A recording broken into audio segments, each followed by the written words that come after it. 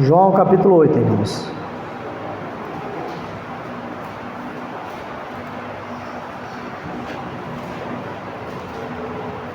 Amém? Eu vou ler, a partir do versículo 1. Jesus, entretanto, foi para o Monte das Oliveiras. De madrugada, voltou novamente para o templo, e todo o povo ia ter com ele, e, assentando, os ensinava. Os escribas e fariseus trouxeram à sua presença uma mulher surpreendida em adultério, e, fazendo-a ficar de pé no meio de todos, disseram a Jesus: Mestre, esta mulher foi apanhada em flagrante adultério, e na lei nos mandou Moisés que tais mulheres sejam apedrejadas. Tu, pois, que dizes? Isto diziam eles, tentando para terem do que o acusar. Mas Jesus, inclinando-se, escrevia na terra com o dedo. Como insistissem na pergunta, Jesus se levantou e lhes disse: Aquele que dentre vós estiver sem pecado, seja o primeiro que lhe atire pedra. E, tornando a inclinar-se, continuou a escrever no chão. Mas, ouvindo eles essa resposta, e acusados pela própria consciência, foram se retirando um por um, a começar pelos mais velhos até os últimos, ficando só Jesus e a mulher no meio onde estavam. Erguendo-se Jesus, e não vendo a ninguém mais além da mulher, perguntou-lhe: Mulher, onde estão aqueles que te acusaram, aqueles teus acusadores?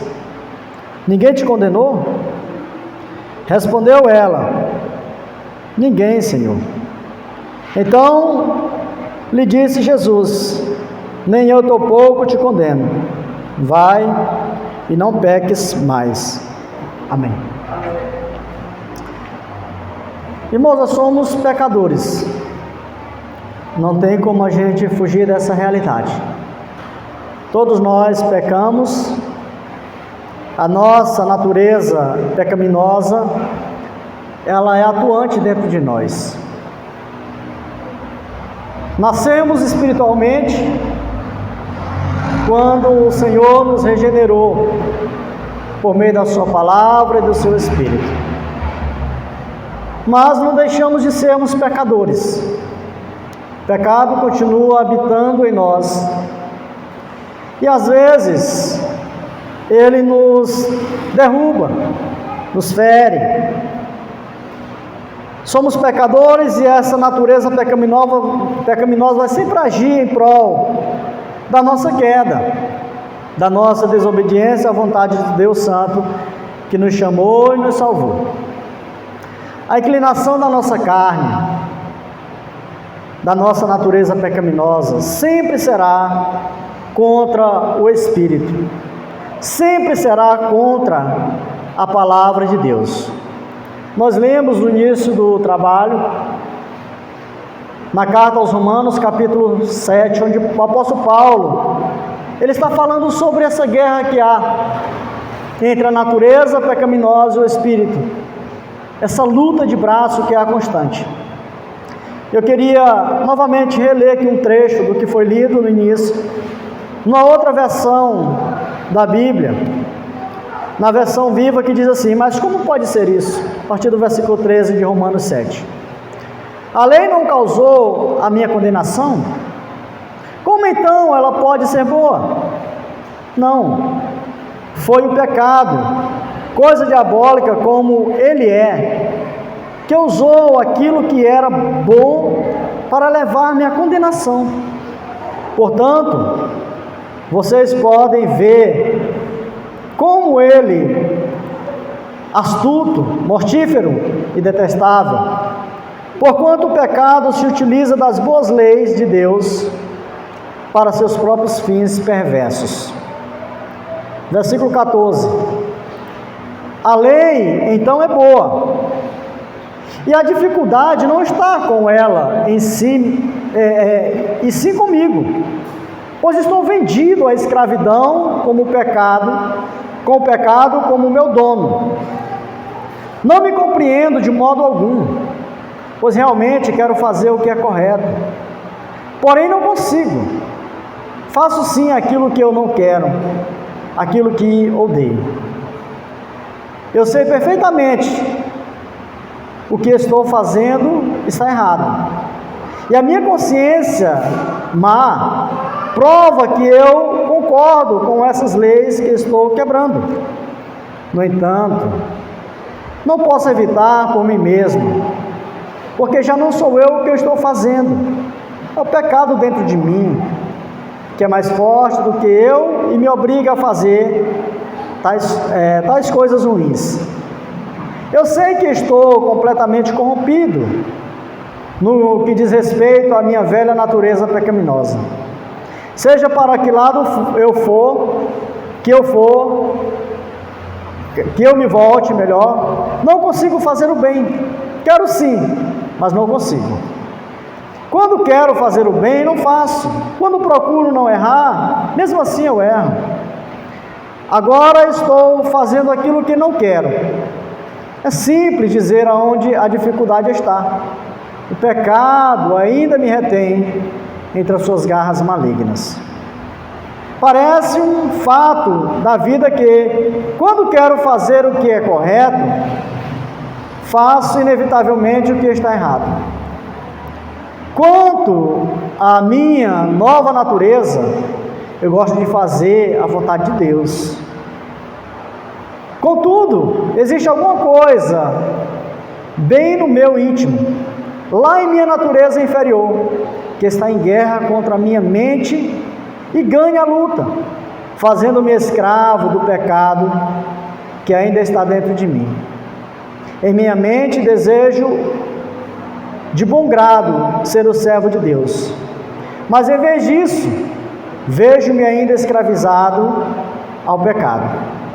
Assim vocês podem ver como com isto e a minha nova vida manda-me fazer o que é correto. Porém a velha natureza, que ainda está dentro de mim, gosta de pecar.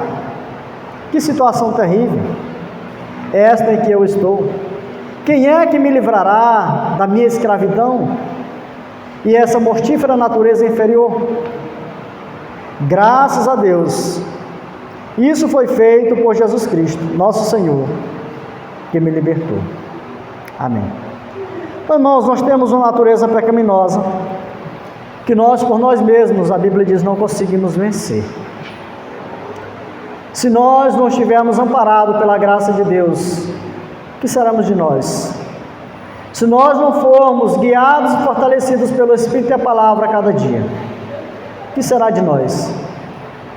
Mas graças ao Senhor Jesus, que nos deu a vitória, que pela sua graça nos deu vida, mesmo quando nós somos acusados pela própria lei escrita, ou a lei da nossa consciência, que nos diz que nós somos pecadores. E que esse pecado diz que a lei do pecado, a recompensa do pecado é morte. O texto que nós acabamos de ler, aqui em que o apóstolo João escreveu, de um encontro de Jesus, que ele teve ali numa manhã, após ter ido às suas orações matinais ali no Monte das Oliveiras, e voltado para o templo para ensinar. E quando ali estava, diz o texto que uma mulher foi levada até ele, uma mulher que foi apanhada em um adultério flagrante. Levaram aquela mulher e colocaram diante de Jesus, e questionaram quanto à lei, acusaram, amparados pela própria lei, que dizia: Senhor, essa mulher foi apanhada em adultério flagrante, e a lei de Moisés nos diz que essa mulher deve ser morta. Então esse era o cenário: uma mulher pega em adultério, cercada por fariseus, saduceus, julgada em praça pública, envergonhada, temerosa da morte, porque a lei dizia que ela tinha que morrer, sem defesa nenhuma, porque a lei já a condenava. Aquelas pessoas que a levaram ali estavam para condenar, então não havia esperança, não tinha a quem recorrer, até mesmo porque aquela mulher não conhecia a graça de Deus, a misericórdia de Deus. Então, aqueles homens acusam, e aqueles homens, eles exigem que aquela mulher seja morta a pedradas, como a lei assim dizia que tinha que ser feito. E ali estava Jesus diante daquela situação. Uma mulher que foi pega em um pecado e que seu pecado dizia que tinha que ser pago com a própria vida, apedrejada, deveria ser levada ao portão da cidade, à entrada da cidade, e ali ser apedrejada. Estavam ali aquelas pessoas julgando, acusando. Irmãos, é fácil julgar, é fácil às vezes gritar os pecados, as falhas, os erros, os tropeços, as quedas dos outros. E às vezes essa é a nossa atitude, às vezes nós nos colocamos como fariseus e saduceus. Nós vemos o erro, a queda, o pecado de alguém e nós apontamos, gritamos os seus pecados, as suas falhas, seus erros. Nós, irmãos, somos muito propensos a isso, a gritar o pecado alheio dos outros. E isso, irmãos, é a forma mais covarde de esconder nossos próprios pecados. Porque muitas vezes, quando nós agimos dessa forma, nós estamos querendo esconder o nosso próprio pecado. Aqueles homens que ali estavam eram pecadores como aquela mulher. Se achavam santarrões. Mas quando Jesus diz a ele: olha, vocês que aí estão e que não têm nenhum pecado, que atire a primeira pedra nela. E o versículo 9 do texto nos diz que aqueles homens, ouvindo aquela resposta de Jesus, eles começaram a se retirar, acusados pela sua própria consciência, que dizia para eles que eram desobedientes também à lei.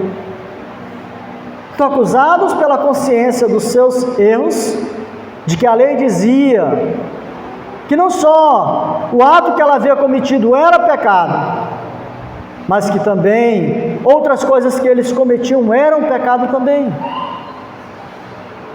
que era quebrar a lei da mesma forma, que não era pecado apenas a quebra do 7º mandamento, mas também do 1º, 2º, 3º, 4º, 5º, 6º, 8º, 9º e 10º. Então aqueles homens foram acusados. Irmãos, a religião, e aqui representada pelos fariseus e saduceus, expõe os pecados. Porque muitas vezes é isso, a gente vê muitas pessoas religiosas que não querem reconhecer seus pecados, seu estado pecaminoso, e se acham talvez melhores do que outras pessoas. Eu conversando com meu irmão, e aí ele trabalha no posto de gasolina lá no Lajeado. E aí disse que estava lá e ele tem a barba grande, né? Ele adotou esse estilo de usar a barba grande. Ele disse: rapaz, Lázaro, tem até uma pessoa, gente boa, né? Um cara bem da sociedade, mas a tua barba, né? Não pega bem, né? Porque a Bíblia diz isso e isso contra a barba e tal. Ele disse: rapaz, quem foi que fez a barba? Não foi Deus? E ele fez para quê? A gente tem a opção de usar ou não. E aí eu disse, aí ele conversando comigo, aí abri a Bíblia para ele no Salmo 133, que fala lá da barba de Arão, do óleo que desce sobre a barba de Arão, o primeiro sumo sacerdote da nação de Israel.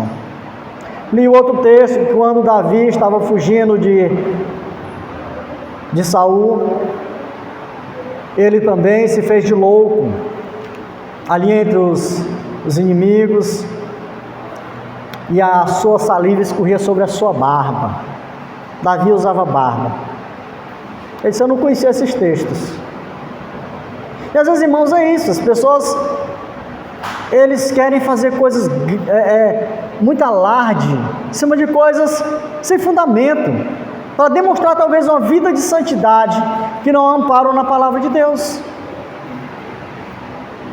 Então, a religião, ela faz isso, ela expõe, ela aponta, ela grita, ela mostra os erros dos outros, aponta, mas às vezes ela cauteriza a própria consciência, ela endurece o próprio coração para a pessoa reconhecer que ele é um miserável pecador, que deveria dizer, como disse o apóstolo Paulo: desaventurado homem que sou, quem me livrará desse corpo da morte.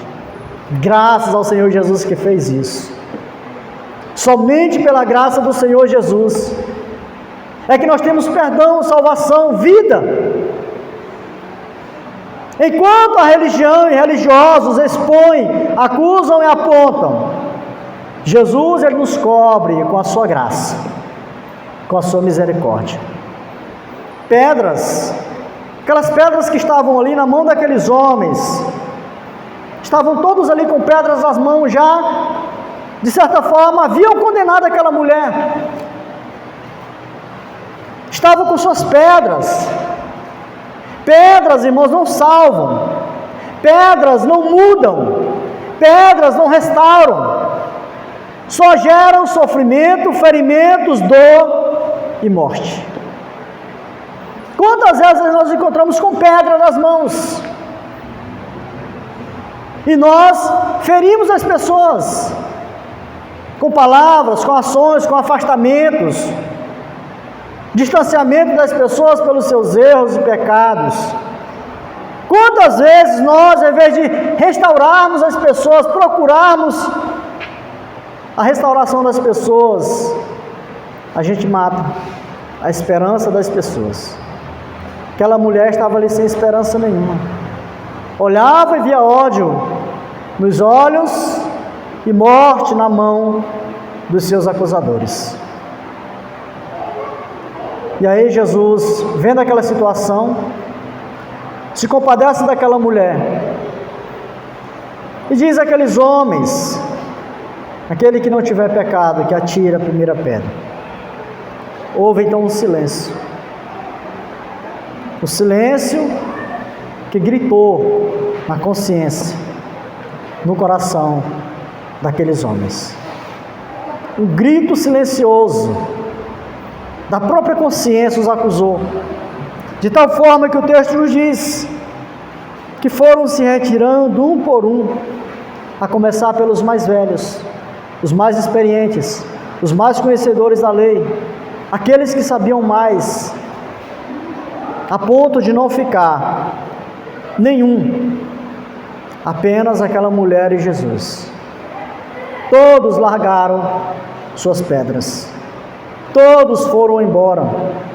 A consciência deles o acusaram, porque todos têm pecados, e o pecado, quando a pessoa reconhece o pecado, ele prefere fugir, se esconder. Foi assim com Adão e Eva. Quando pecaram e reconheceram o seu pecado, que estavam pecando, eles se esconderam. A graça, irmãos, ela destrói o orgulho e revela a verdade. A graça destrói o orgulho e revela a verdade. Jesus, ele cheio de graça, em seus olhos, em suas palavras, ele revelou a verdade àquelas pessoas, destruiu ali o orgulho daquelas pessoas. a dureza do coração, ou talvez endureceu mais o coração daqueles homens, mas a verdade foi revelada por meio da graça de Jesus ali.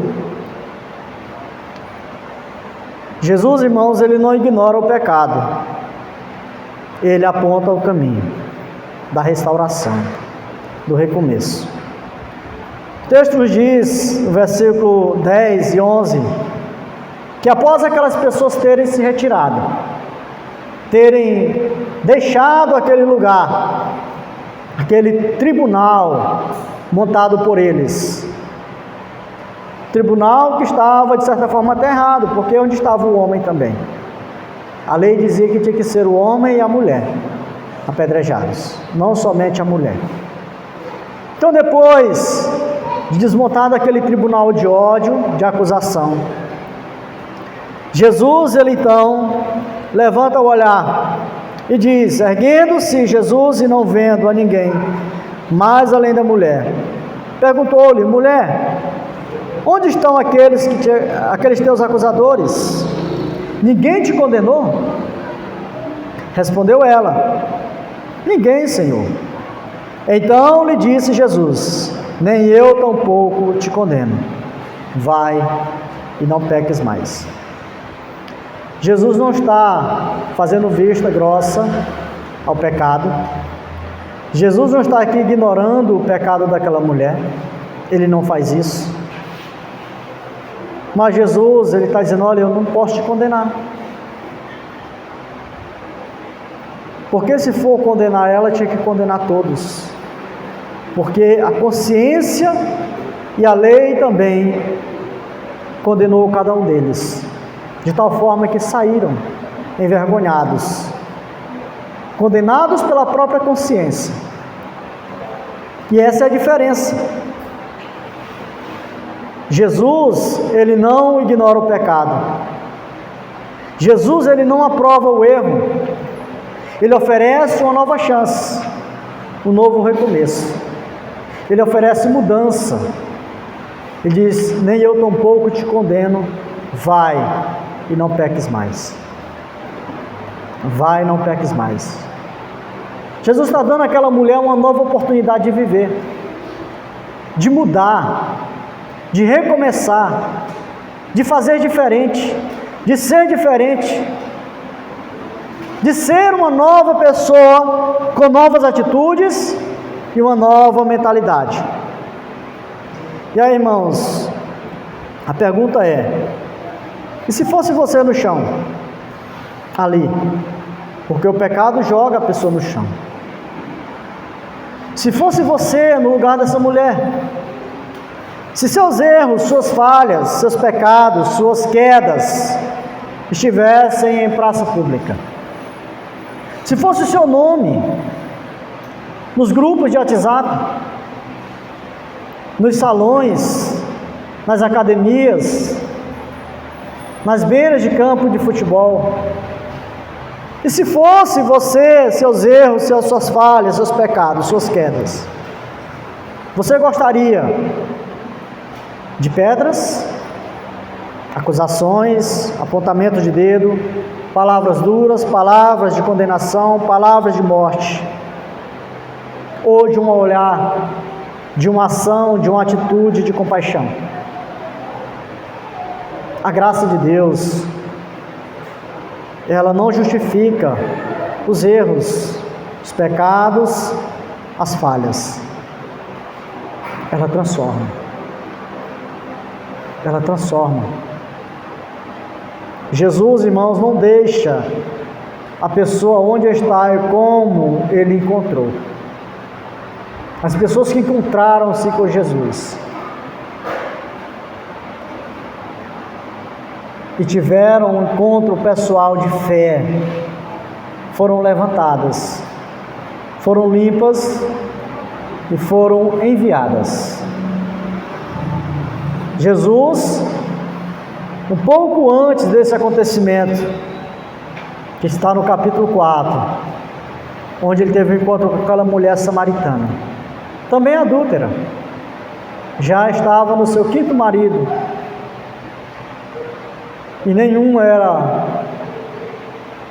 o esposo legítimo,